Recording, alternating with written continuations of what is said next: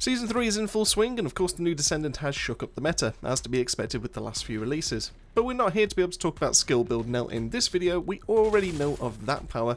Instead we're here to actually talk about the ugly stepchild of a build, being that of weapon based, and trying to max out the utility behind a skill 4. Will it hold up in Axion? Can it hold its own where other gun descendants are boosting crit rates? And am I asking too many questions before the video starts? We'll find out all that and more over the next 8 or more minutes. So in today's video we'll be breaking down Nell's firearm build, explaining the skill rotation, how it all comes together, got the modules, weaponry, Arche Tuning, trigger mods and components all to come. So as always, if that sounds good to you, what are we waiting for? Let's get to it. So to kick things off, it's worth us talking about Nell's basic kit. The more we understand how it comes together and the general rotation, the easier we can actually discuss its positives and negatives. To quickly recap, Skill 1 is the only real damage dealer for this hybrid build, but does offer a little bit of utility, meaning that it's still going to be wanted to be cast. If our Skill 4 is on cooldown, using this on scanned enemies will refresh a quarter of a second per enemy that's hit, and with the investment we have into range, we can have 12 enemies that are scanned at a time, resulting in 3 seconds per cast in an ideal situation. It will also boost our Skill 4's duration by 0.8 seconds per enemy that is hit too when that's active, so we'll want to add this into the rotation as we start shooting. Skill 2 is the main skill that we will be casting though, casting an area of skill damage over time. It also stacks up additional weak point damage on the enemies inside. Skill 3 will act as Lepic's traction nade for sucking enemies into one location and making mobbing much easier. And then lastly, our Skill 4 turns all of our shots into weak point shots, making it so much easier for us to hit those weak point mults on guns with high base stats like hand cannons and scout rifles, as well as boosting that stat a little bit further by 35%. So to summarise, we get unlimited weak point shots on our Skill 4, hit harder on each of those as well, have a large AoE to control enemies into a single area and ways to refresh that cooldown faster so that we can start that all again. When used in combination with guns like Perforator, Blue Beetle or even Nizistra's Devotion, all options with high weak point modifiers, we can dish out some tasty damage. And while this all sounds great, it does pose its own problems, most notably inside of Axiom planes. Weapon-based descendants usually sport ways to buff up their crit rates, with the main exception being Glade due to our unlimited ammo. Now the reason why crit rate boosts are fantastic for a gun descendant is that it's something that's out of our player's control, and that is going to be boosting it to make it more consistent. Similar to how multi-hit is great on Serena due to her multi-rate buffs. Now weak points on the other hand will have their damage capped at a max of 10x, and can be landed by the player with enough skill and aim, meaning that this damage boost is inside of the player's control. And while yes, making weak points easier to land is still a good effect, it's also simultaneously the weakest weapon buff that we could have, as we still have no real way to control when those crit lands for more DPS. Think of it this way, would you rather have a 100% crit rate gun that you can aim for those weak points manually, or 100% weak points that you're hoping and unsure when that crit may land? The former is easily going to be that better option. There's also the fact that Nell's kit is a tad clunky to use and get going for the weapons. Now with Haley we only need to activate our 3 for consistent and constant crit rate boosts. For Blair we can chuck out our 4 and be up and running with max crit rate, or even add in a skill 2 for more boosts on top. And then even the next closest descendant that we have to Nell is going to be Lepic, and only needs to cast his 3 for the traction suck nade and a skill 2 for more firearm attack, with the nade being better than Nell's skill due to it having a bit of a duration attached to it and to continuously hold those in place. In Nell's case, you need to activate your 4 for the boost, you need to cast your 2 to be able to apply the area of effect, apply an Receive Scan, press your 3 to suck them all into one location, and then either add in a skill 1 to the rotation for more duration, or then go ham with the guns that won't have much penetration, if any at all. But the real icing on the cake is that her skill 4 is impossible to keep up 100% of the time, with a max duration increase of 24 seconds and the cooldown for it not starting until that skill has ended. You'll have a lengthy period of DPS loss that's in between trying to get it off cooldown as fast as possible. But I think the real issue that we have here is that there aren't many guns that have strong weak point multipliers to take advantage of those boosts, while also having splash damage or penetration to deal with the group after you've brought them all together. Now, sure, Perforator does exist, but getting 1 explosive scanner per shot isn't quite going to cut it when you have around about 20 to 30 enemies in front of you and nothing to stop them launching at you once your skill 3 is done dragging their ass across the room. So does this make Nell's offensive weapons build dead in the water? Well, not quite. It could do with a buff for sure, but I've made a setup that does some decent work in Axiom. Is it better than the skill build? Absolutely not, but that's much easier to run and make short work of everything in the game so far. But is it viable and fun? Well, if you like explosions and controlling the battlefield, then I've got something just for you. So of course Nell's red mods do a lot of changing to her kit, and with this in mind we won't be rocking either of the two that we have available in the game right now, as we want all of those juicy offensive bonuses. Now as for the rest of the build, we want to run a lot of cooldown, duration and range without sacrificing on HP. Now while the build isn't necessarily weak, Nell is still susceptible to a lot of damage and being a bit on the squishy side. With mods like skill extension, maximize duration, we can boost that basic skill duration of our skill 4 up by 76.5%, giving it a nice bump before we extend its duration longer with casts of our skill 1. Now with the max amount from that and everything else that we do have in this setup, we can see a basic duration of 27 seconds, with another 24 seconds to be added on top, making it a total of 51 seconds from one skill cast. To help reduce the cooldown times, we'll be running Nimble Fingers and MP Conversion, along with adding in both Focus on mods for non-attribute and tech, which is usable on this build thanks to the throwing of our skill 1 for cooldown and duration boost on our skill 4. Due to the necessary casting of our skills 2 and 3, we'll want to try and hit range cap through maximize range and skill expansion, which also makes our passive much more effective, nudging us from 8 max targets for a sieve scan up to 12. This is mainly used to hit as many enemies as possible, which makes the suck from our skill 3 as effective as possible. It also works amazingly for our mutant cell, but we'll cover that a little bit later on in the video, we'll tease you with that one. And then lastly comes our durability mods with increased HP and HP collector, giving us the power we need to stay upright amidst all that damage that's going to be heading our way. Now with the set that we will be using and the component cores of choice, we'll only be looking at around about 12.6k HP, so if you much prefer more HP over HP collector, feel free, be my guest and try that out for yourself. For our trigger mod of choice, we don't have many fantastic options, which typically is the case for Firearm Descendants right now.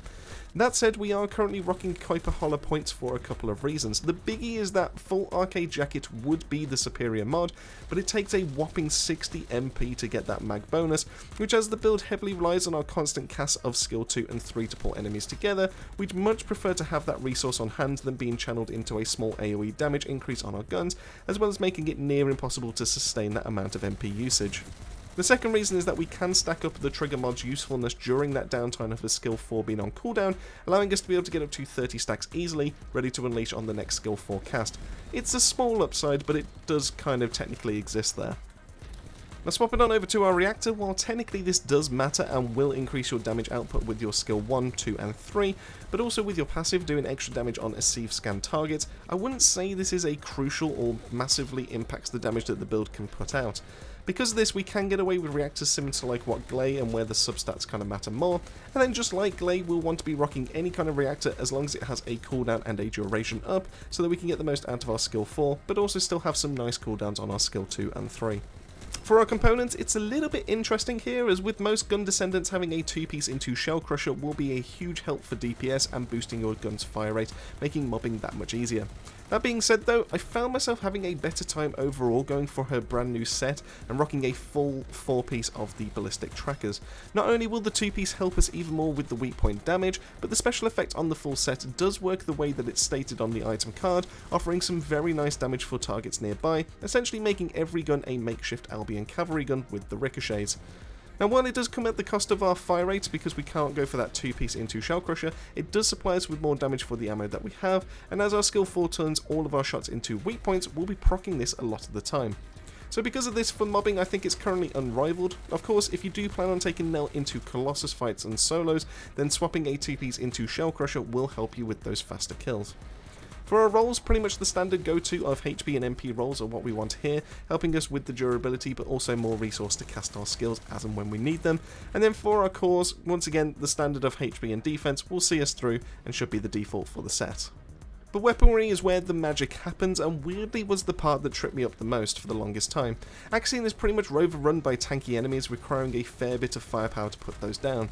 And while the ricochet set and constant sucks from Nell skills are pretty good on paper for handling them, I was really struggling to find a way to match their tankiness with the damage that we needed. Albion Cavalry Gun was fun with the ricochet set, but was only great for crowd control and applying the stun. Kingsguard Lance was a bit slow, but didn't have enough to be able to benefit from the weak point boost. Perforator would have been fantastic if it wasn't for the crits being needed for the most DPS, and Thundercage was just about fine, but nothing really special. So I was a little bit stumped until a comment from James Douglas 5930 appeared on a post of mine, suggesting to try the Greg's Reverse Fate. And my god, did it fix everything that I was struggling with. Greg's was one of the first weapons I ran with Lepic's gravity build back in the day, doing decent damage and relying on bombardments to hit all the targets in a small area. Now, as no other weapons outside of Perforator or rocket launchers have access to damage in a radius, there were targets in the pack that weren't receiving damage with the other weapons that we've been talking about, and limiting the speed of the mobbing that we could achieve. Combining the radius of the explosions and the ricochets from the component set, Greg's ended up being a fantastic option to rock for the general mobbing side of things. So taking a look at the recommended setup for Greg's, we'll want to prioritise the multipliers for our bombardments to do the most damage. Running into crit and weak point will be huge for the gun, along with spray and pray due to the excessive fire rates that we're building onto the gun, making mobbing an absolute breeze. The only mob that I went back and forth on was that of Edging Shot, as while it does decrease our firearm attack base figures, it will be providing the best boost to crit rate, but this can be swapped out with Insight Focus for a smaller boost, so feel free to be able to try for yourselves and what works for best for you. For our weapon cores though, triple fire rate on Greg's does go a little bit nutty here, with the item card showing a 2142 fire rate for my current setup, but I think that the numbers are a little bit skewed due to the burst fire nature. The only other role that's worth talking about will be the firearm attack role for our orange core, helping us out once again with those base figures. And then lastly, for our readjustments, the typical quad rolls to help with weak point, crit and firearm attack make their way in here as well, with weak point damage, crit rate, crit damage and firearm attack being the best go-tos. Now while Greg's can do all of the work for you, it's still best practice to have a single target damage gun to bring out as well, for swapping to for those bigger elites. Now Last Dagger and Blue Beetle are great choices here, with Last Dagger being, the Last Dagger, and Blue Beetle being a fantastic option in general thanks to its huge 3.93x multiplier on weak point shots. With enough investment, it's easy to get to the weak point damage cap of 10x, so it's definitely worth that investment. Just make sure to swap to electric focus rounds instead if you plan on using the Beetle for bossing, as this will equate to more damage, so both weapon builds will be on the screen for you to use, but nothing else is really noteworthy about them and worth talking about compared to the Greg's just like that we have. For our Arche Tuning, we will be going for an odd looking board, one that helps with all manner of buffs ranging from more weapon damage to crit rate to crit damage and even a mutant cell that's thrown in the mix. Kicking things off, going left from the centre gives us more weak point damage, accuracy and firearm attack, and while typically the accuracy wouldn't be helping much, this does offset the downside of the have aiming mods that we will be swapping into most of our weapon builds, allowing us to reap the benefits of the mod's damage increase while not suffering those penalties. Now going upwards on the tree allows us to be able to hit boost for damage affinities when those come into play, extra crit rate, damage boost and a few purple firearm attack increases for generic damage boosts. Then we're off to the right hand side, we can grab a bit more skill duration, which even with all three nodes works out to be roughly a 1 second boost for your skill 4. It's not the biggest increase, but it is still something for the build I suppose. And then lastly up to the top right of the cell that brings it all together of defense neutralization. Now the reason that this cell does so well in this build is down to the wide radius that we have of our skill 2, which when it procs the damage over time on enemies in the radius, triggers the defense and the resistance downs that defense neutralization provides, allowing our guns to do even more damage, which is perfect for faster mob clearing. Now with this cell and the Greg's, not only are we making our initial shots do more damage, but the Fire Shred will also help with the extra forms of damage, making mobbing that much easier.